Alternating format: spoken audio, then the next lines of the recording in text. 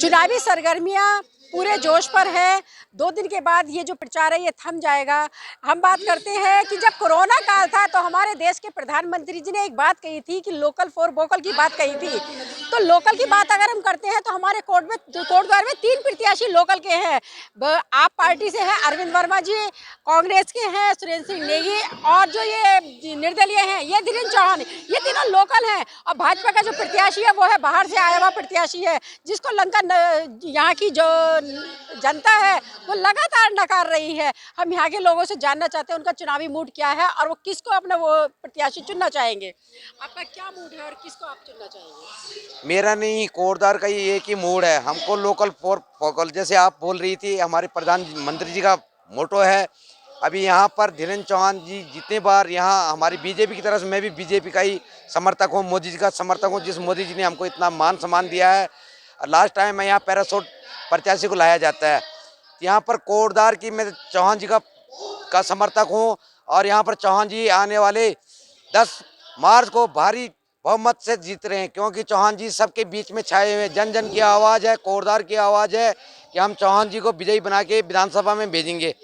इतने बार बीजेपी ने सर्वे किया, सर्वे में चौहान जी का 4 बार सर्वे किया बीजेपी ने, चारों बार रायशुमारी में चौहान जी का नाम टॉप में था। और रायशुमारी किस लिए बीजेपी करती है और भारी प्रत्याशी को यहाँ लाया जाता है। ऋतु खंडूड़ी जी ने अपने एमके क्षेत्र में काम किया होता, वहाँ की सिटिंग विधायक थी, वहाँ से उनका टिकट क्यों काटा गया, वहाँ से उनको यहाँ जबरदस्ती जनता के ऊपर थोपा गया, जबकि जनता यहाँ पर उनको नकार रही है, बुरी तरह से नकार रही है। आपको और जनता को और आने वाले सभी लोगों को पता चलेगा कि भारी प्रत्याशी से कोटद्वार की जनता का बिल्कुल मोह भंग हो गया। इससे पहले 2017 में भी ऐसे ही प्रत्याशी को यहाँ पर लाया गया, उन प्रत्याशी को जनता ने चुना। आज फिर वो वापस अपनी उसी पुरानी पार्टी में चले गए जहाँ से वो आए थे। जनता ने मोदी जी के नाम पे उनको वोट दिया था और उनको यहाँ से 11,338 वोटों से विजयी बना के विधानसभा में भेजा था।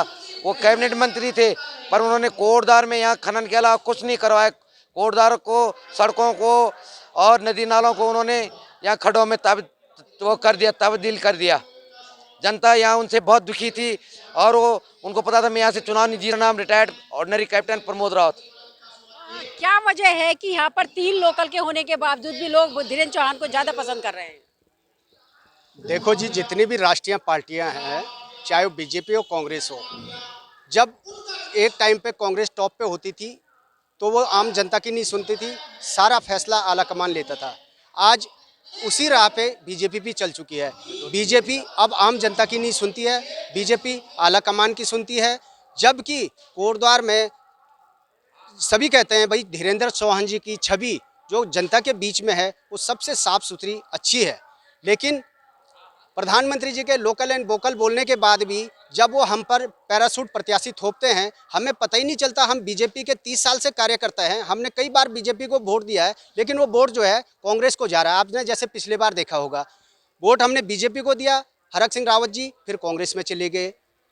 उससे पहले भी कई बार 2-3 बार ऐसा हुआ है। अब हमें पता ही नहीं लग रहा है कि हम बीजेपी को जिता रहे हैं या कांग्रेस को जिता रहे हैं, हम बीजेपी पार्टी के कार्यकर्ता हैं या कांग्रेस के कार्यकर्ता हैं। इसलिए हम आहत होकर श्री धीरेन्द्र सिंह चौहान जी में हमें एक खूबी दिखी, एक छवि दिखी और आज कोटद्वार की जनता ने ये फैसला कर दिया है कि अब हमें राष्ट्रीय नेतृत्व पे भरोसा नहीं है। हम जो है अपनी कोटद्वार की छवि को स्वयं सुधारेंगे। जनमानस जाग चुका है, अब राष्ट्रीय पार्टियों को जनमानस की भावनाओं की कदर करना चाहिए। कई बार हम लोग आहत हो चुके हैं, नहीं रहेगी, अपना उम्मीदवार स्वयं चुनेगी। कैसा प्रत्याशी चुनना चाह रहे हैं और यहाँ जो आप यहाँ पर आए तो किस उससे आए? हम धीरेन्द्र चौहान जी को अपना प्रत्याशी चुनना चाहते हैं, क्योंकि हम उनमें अपने कोटद्वार का विकास देखते हैं और जो भी हमारे कोटद्वार में विकसित नहीं हो पा रहा वो जीतने के बाद, विधायक बनने के बाद वही करेंगे। इसलिए हम उनको अपना प्रत्याशी चुनना चाहते हैं। अगर हम लोकल की बात करते हैं तो लोकल यहाँ पे 2 कैंडिडेट और हैं, कांग्रेस के सुरेंद्र सिंह नेगी और आपके अरविंद वर्मा। तो आप उनको क्यों ना चुनने का क्या कारण है? ना चुनने का यह कारण है कि कितनी बारी हम उनको चुन लिया उनको, लेकिन कोई भी विकास हमें नहीं दिखा। तो इस बारी हमने धीरेन्द्र चौहान जी को देखा अपने विकास के रूप में, तो इसलिए हमने उनको चुना। आपकी बात करते हो तो आप तो पहली बार आई है उत्तराखंड में, तो आपके बारे में आपका क्या कहना है? उत्तराखंड में पहली बार नहीं है, हम तो उत्तराखंड के ही है। हर पार्टी को मौका मिलना चाहिए, एक ही पार्टी का ये तो है नहीं कि उसी को मौका मिले, हर पार्टी को एक ना एक बार मौका मिलना चाहिए, इसलिए तो आप आपका समर्थन करती हैं या धीरेन्द्र चौहान जी का? धीरेन्द्र चौहान जी का।